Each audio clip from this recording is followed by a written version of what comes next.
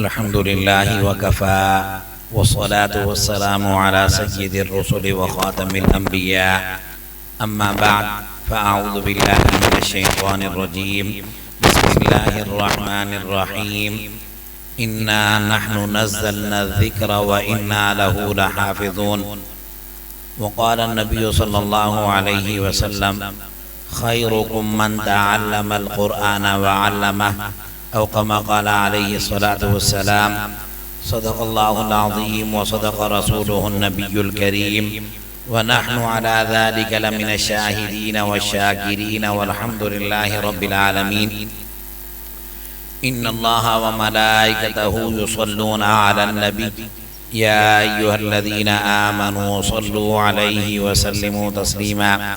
अल्लाहुम्मा सल्लि अला सय्यिदिना व मौलाना मुहम्मद व अला आलि सय्यिदिना व मौलाना मुहम्मदिन व बारिक व सल्लिम व सल्लि अलैहि। अल्लाहुम्मा सल्लि अला मुहम्मदिन फ़ी अव्वलि कलामिना, अल्लाहुम्मा सल्लि अला मुहम्मदिन फ़ी औसति कलामिना, अल्लाहुम्मा सल्लि अला मुहम्मदिन फ़ी आखिरि कलामिना। बरादरान अहले सुन्नत वल जमात, काबिल सद एहतराम बुजुर्गों भाइयों, आज की ये मुबारक मजलिस कुरान मजीद की तकमील के लिए रखी गई है। असल में ये दुआया तकरीब इस नज़रिए से होती है कि हुज़ूर सरवर कौनैन जनाब नबी करीम सरवर कौनैन सल्लल्लाहु तआला अलैहि व आलिहि वसल्लम ने फरमाया, कुरान मजीद की तकमील के बाद जो भी इंसान खैर की दुआ अल्लाह से मांगता है, अल्लाह उसकी दुआ को कबूल फरमाते हैं। तो ये मजलिस भी उसी को नसीब होती है जिसको अल्लाह पसंद फरमाता है। सबसे बड़ी सआदत माँ बाप के लिए होती है जो अल्लाह रब्बुल इज़्ज़त उनकी औलाद को अपने दीन के लिए, अपनी मुक़द्दस किताब के हिफ्ज़ के लिए, समझने के लिए इंतखाब फरमाती है। दुनिया का कोई बड़ा बंदा भी आ जाए, वो कहे ये मैंने अपनी कोशिश से किया है, अपनी मेहनत से किया है, तो आदमी कहता है यार वाकई इस बंदे ने मुशक्कत की है। मगर कुरान की समझ अल्लाह उसी को देता है जिसको अल्लाह पसंद फरमाता है। हदीस के अंदर आता है, हुज़ूर नबी करीम सरवर कौनैन सल्लल्लाहु तआला अलैहि व आलिहि वसल्लम ने फरमाया, मन युरिदिल्लाहु बिही खैरन युफ़क़्क़िहु फ़िद्दीन।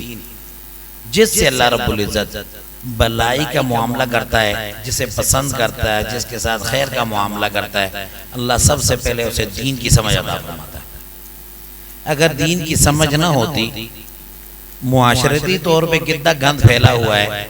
हम अपने अजीज़ों को देखते हैं, हमें अक्सर दोस्त फ़ोन करते हैं, बच्चे ऐसे गुमराह हो गए, ऐसे गुमराह हो गए। वो वालिदैन अल्हम्दुलिल्लाह खुश हैं जिनके बच्चे दीन के साथ जुड़े हैं, जो कसरत के साथ मस्जिद के अंदर आते हैं। अगर नमाजी भी है उस पर भी खुश हैं। जो हाफिज बन जाएगा उस माँ बाप की खुशी की इंतहा नहीं है। तो मेरे मोहतरम भाइयों दोस्तों, ये हिफ्ज़ करना या दीन की तरफ आना ये हमारा इंतखाब नहीं है। अजान होती है, अजान की कुछ कलिमात जो शरीयत के दिए, जिस तरह मुअज्जिन कहेगा उसी तरह दोहराने हैं। हय्य अला सलाह हय्य अला फलाह के बाद वो कलिमात हम नहीं कहते, हम कहते हैं ला हौला वला कुव्वता इल्ला बिल्लाह। क्यों? ना हम कामयाबी की तरफ अपनी कोशिश से जा सकते हैं, ना नमाज के लिए अपनी कोशिश से जा सकते हैं। ये मेरे रब की तौफीक होगी तो हम तब ही मस्जिद के अंदर जाएंगे।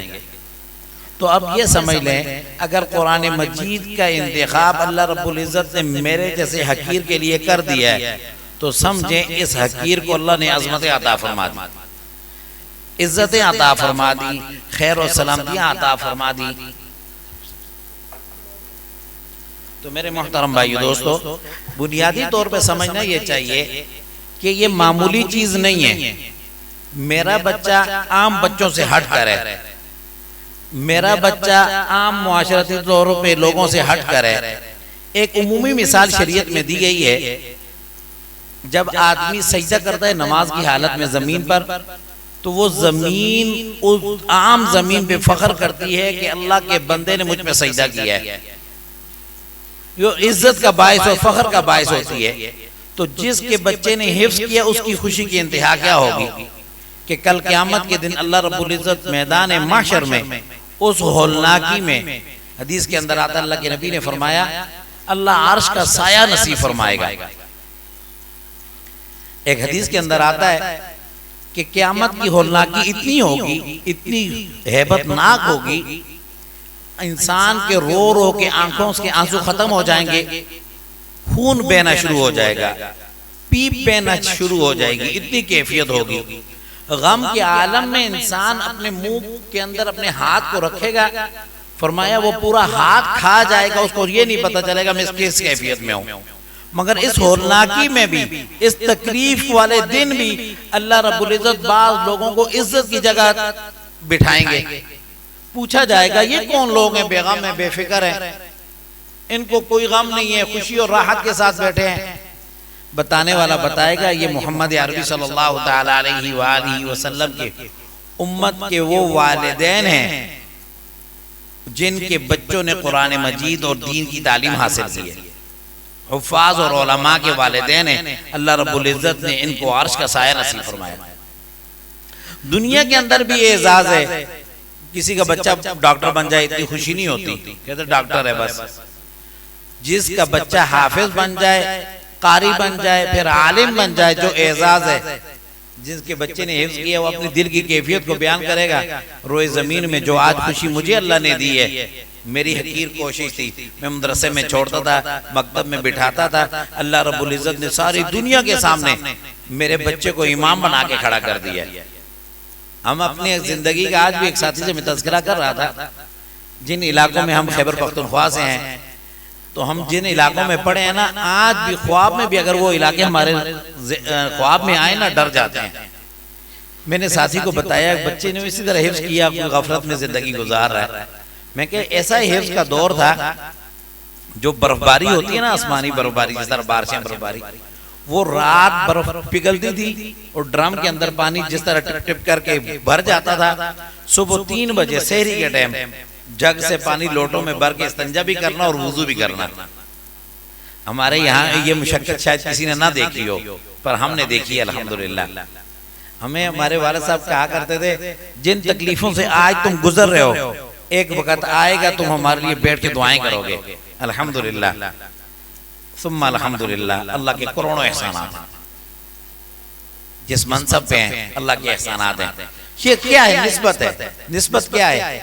इसकी मिसाल उम्मन दोस्तों को मैं ये समझाता हूँ, कुरान मजीद मसहफ है जो जिल्द के अंदर हमारे पास अल्हम्दुलिल्लाह मौजूद है। सहाबा की मेहनत थी, वो जिल्दों में जमा हुआ आज तक अल्हम्दुलिल्लाह। जैसे अल्लाह रब्बुल इज्जत ने अपने महबूब के कल्ब अथर पे उतारा, उसी तरह महफूज हम तक पहुंच गया अल्हम्दुलिल्लाह। कहते हैं तो ऊपर गत्ता जो होता है ना, हम पहले उसको बोसा देते हैं। कुरान मजीद अंदर है, कुरान मजीद अंदर होता है, मगर गत्ते की निस्बत हो जाती है।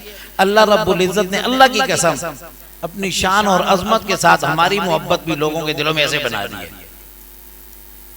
सीने में महफूज है, मगर माथा हमारा चूमा जाएगा, हाथ हमारा चूमा जाएगा। इसलिए ये निस्बत है, बस कुरान के साथ ताल्लुक है। और वो वालिदैन भी, बाज़ अकाबिर बुजुर्गों के बारे में लिखा है, बाज़ लोगों के बारे में, वो अक्सर वो अपने हाफिज बच्चे की तरफ पाँव भी नहीं करते थे कि यार इसके सीने में अल्लाह का कुरान महफूज है। आप हमें समझाने के लिए मैं अर्ज करता हूँ, हमारे यहाँ कितनी कदर है। अकाबिरीन उलमा देवबंद में से एक बहुत बड़े बुजुर्ग गुजरे हैं हमारे खैबर पख्तूनख्वा से, वो बड़े अनवर शाह काश्मीरी रहमतुल्लाह अलैह, मुफ्ती किफायतुल्लाह साहब रहमतुल्लाह के उस्ताज़ा में थे। कहते हैं जब एक अरसे बाद वो हिंदुस्तान से बरे सगीर था, अपने इलाके में आए, तो कहते हैं अब्दुल रसूल आ गया, इस तरह जिस तरह जाहिलाना अंदाज में कहा यहाँ तक अभी जहालत है। फिर वापस हिंदुस्तान चले गए, वहीं उनका इंतकाल हुआ।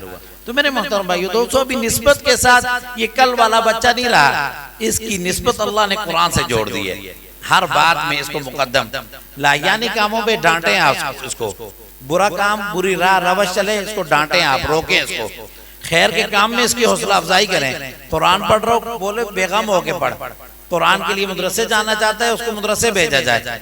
तो ये सआदत की बात है, ऐसी मामूली बात नहीं है। इस निस्बत की कदर हो, ये दुनिया के एजाज के एतबार से मुमताज हुआ बंदा इंसान, कल क़यामत के दिन अल्लाह रब्बुल इज्जत जब हमारे वालिदैन को ये एजाज नसीब फरमाएगा कि वो सूरज की रोशनी वाला ताज नसीब फरमाएगा जिसकी रोशनी अल्लाह के नबी ने किस अंदाज में बयान फरमाई कि कल फरमाया कल क़यामत के दिन अल्लाह सूरज की रोशनी वाला उसको ताज पहनाएंगे।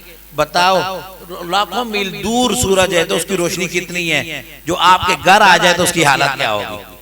तो इस निस्बत का ख्याल रखें, अल्लाह रब्बुल इज्जत ये खुशी सलामत रखे। इस बच्चे को जिस तरह दुनिया के अंदर हमारे लिए खैर का बायस है, बरकत का बायस है, अल्लाह कल क़यामत के दिन वो एजाज और वो इज्जत का वो मुकाम हमें अल्लाह नसीब फरमाए कि अल्लाह पूरी दुनिया के सामने कहे फलाने बच्चे कुरान पढ़ और पढ़ता जा। जन्नत का जो आखिरी सीढ़ी है जन्नतुल फिरदौस के पास, वो आखिरी सीढ़ी तेरा मुकाम और ठिकाना है। फिर अल्लाह हमारे माँ वालिदैन को भी वो एजाज नसीब फरमाए। तो ये बड़ी सआदत की बात है। मुख्तसर वक्त था, थोड़ी सी बात इसलिए कर दी कि हमें इसकी कदर हो, इस बच्चे की कदर हम करें। जो साथी हमारे मदरसे में हम अमूमन शुरू में देहातों में जाते थे तो हर इलाके का बंदा ये ख्वाहिश करता था, जिस तरह ये मौलवी साहब हमारे पास आए हैं ना, हम भी अपने बच्चों को अल्हम्दुलिल्लाह, पहले हुफाज मिलते नहीं थे, अभी साल का जब रमजान आता है तो पढ़ाने की जगह नहीं मिलती। क्यों? जिस तरह हमारे दोस्त ने अर्ज किया कि अल्हम्दुलिल्लाह सुम्मा अल्हम्दुलिल्लाह जो पाकिस्तान को एजाज कुरान और हदीस की निस्बत से हासिल है ना, रोए जमीन पे किसी को नहीं है। हम रमजान मुबारक में अक्सर सोशल मीडिया पे आप देखते होंगे, बाज इलाकों में हुफाज बड़े बड़े इमाम होंगे, वो कुरान मजीद कोई मोबाइल पे देख के पढ़ रहा है, किसी ने मसहफ अपने सामने खोल के पढ़ा है। बाज इलाकों में पूरा रमजान में कुरान मजीद मुकम्मल नहीं होता। अल्हम्दुलिल्लाह पूरे पाकिस्तान में लाखों की तादाद में अल्लाह का कुरान तरावियों में सुनाया जाता है। ये एजाज की बात है नहीं। तो इसी तरह हमारे इस बच्चे की भी एक निस्बत हो गई। अल्लाह रब्बुल इज्जत हम सब के लिए मुबारक फरमाए, हम सब के लिए निजात का जरिया बनाए। वाखिर दावाना अल्हम्दुलिल्लाह रब्बिल आलमीन।